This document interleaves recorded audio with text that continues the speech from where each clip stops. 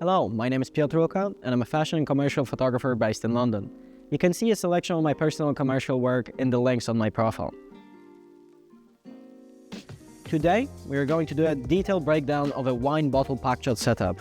This is a part of a lighting setup series that I'm currently working on, where I'm breaking down some of the most useful and sometimes challenging lighting setups. If you're an amateur photographer looking to expand your knowledge and get into professional photography, this is the perfect video for you. And if you're a professional photographer who has been working in the industry for a while, this still might be a valuable addition, as we all know there's always something we can improve in our everyday practice and workflow. Without further ado, today we'll be shooting two bottles. One is a red wine bottle made of a highly reflective dark glass, while the other is an orange wine bottle that is less reflective but see-through. Even though the products are similar, they require a slightly different approach, which I'll carefully walk you through. Let's start with step 1. On any product photography shoot, it's always best to begin by carefully observing your products. I recommend setting up all of your products near your actual set and taking a good look at each of the surfaces and textures that you'll be working with. This is very important because each type of surface might require a slightly different approach. There's nothing more important than setting up yourself for a smooth and efficient shooting process right from the start of the day. As you can see, I have two different wine bottles today. The red wine bottle is made of dark glass, which is extremely reflective, so we need to take that into consideration. While the orange wine bottle is less reflective, but because it's see-through, we need to handle that properly as well. Step 2 is to choose the right modifiers and prepare your lighting setup. For anything reflective, I always suggest using some sort of diffusion material. This will give us a lot of control and flexibility in shaping the edges of the bottle. You can use the diffusion panel like the one we are using today, or just a diffusion paper like any of the leaf filters. Depending on the effect you're after, they come in different thicknesses and will give you slightly different results. I prefer panels for the portability and the rounded shape, which I find easier to work with. Depending on how you want to shape your product, you can pair your diffusers with a range of different lighting modifiers. Softboxes are a common choice, but if you're on a budget, a simple dish can work effectively. Anything around 45 degrees is going to do the job. Today, we are using a strip softboxes. Due to their length, they're particularly good at lighting the product evenly. Now that we've covered the reflective parts of the product, it is important to know that we are also working with a paper label. Paper is less reflective than glass, which means it needs more light to be properly exposed. For that reason, we're adding a standard 45-degree dish to our set, which will help us get the best result from the label. Next, let's think about the background. In this example, we're going to shoot this Packshot on a white background. For that, I'm using a square softbox with a diffusion panel in front of it. A large softbox would be good enough on its own, but since we don't have that here, we are pairing it with a diffusion panel to spread the light wider and more evenly across the background. Step 3 is to set all the lights and modifiers in the right positions. We are already set up today, so let me walk you through what we have. The light in the back is responsible for achieving the perfect white background. It is important to ensure proper separation between your product and the background. It is a common mistake product photographers make.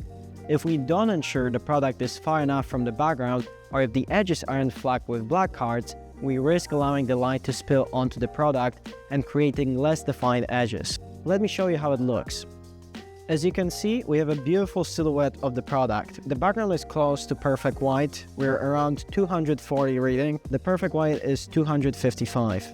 I like to keep a little bit of room there, just so we don't overexpose the edges of the product. As for the actual edges, we have quite defined and sharp edges. However, if we wished to have the product a little bit more defined on the edges, it is as simple as adding those black cards. They'll minimize the amount of light spilling from the background directly onto the product.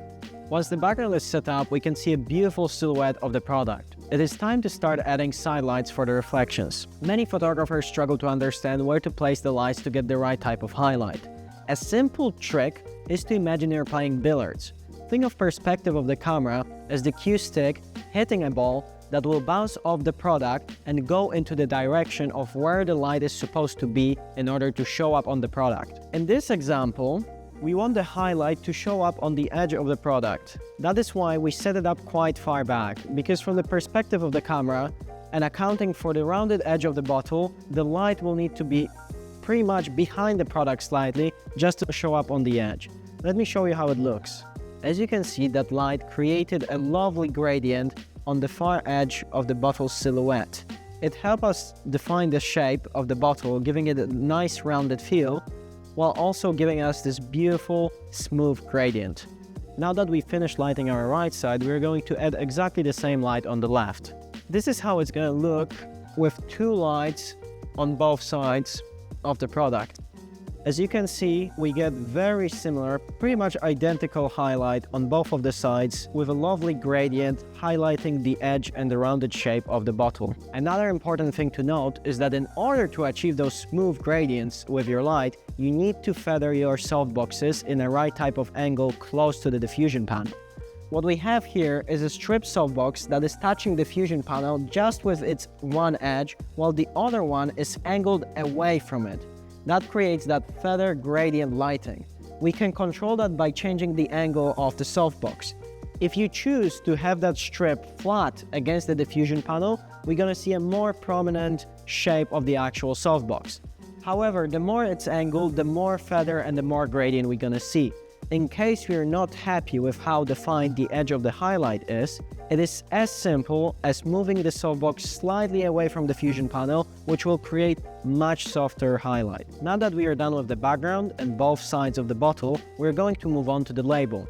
The final touch is adding a light just for the label. Right here, we're using a 45 degrees dish with a medium-sized grid just to limit the amount of spill we're getting from that light. And here is the result. As you can see, our label is now bright. However, we do have a little bit of a reflection around the neck of the bottle, as well as slight spill on the top. What we can do in post-production is obviously remove that because we already have a shot without it, as well as minimize this.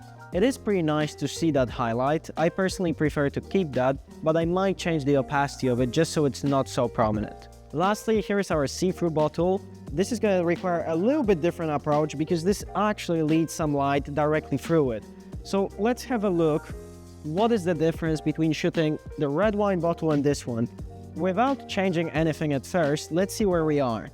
As you can see, the light is pretty much spot on. The only thing I'll change is probably to bring a little bit more light through the back just to make the liquid a little bit nicer and shinier. Let me show you how we do it. So far, we've been shooting with a softbox through the diffusion panel that gives us a very soft and even light across the background. But what is going to create a little bit nicer and more defined gradient is just a standard 45 degrees dish.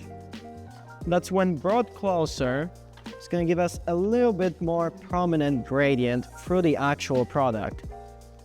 Because it's a dish, we're also going to turn the power down a little bit just to compensate for the different modifier. And let's see how that looks. So the main difference is that now we can actually see a little bit more defined gradient through the background. It makes the liquid shiny and bright. This is exactly what we want. I mean, have a look for yourself and make your own decision. Which one would you prefer? A more evenly lit background with darker liquid or a little bit shinier and brighter liquid? That's it for today. We've done two different wine bottles within this setup and one minor change. We've covered a very reflective red wine bottle and a see-through orange wine bottle. All of that you can do within this set, and I highly recommend you try it on your next product photography shoot. I really hope you learned something new today, and if you did, please give me a follow. There's more videos like this coming up. I'm going to be talking about history of photography, practical knowledge, and also my personal projects.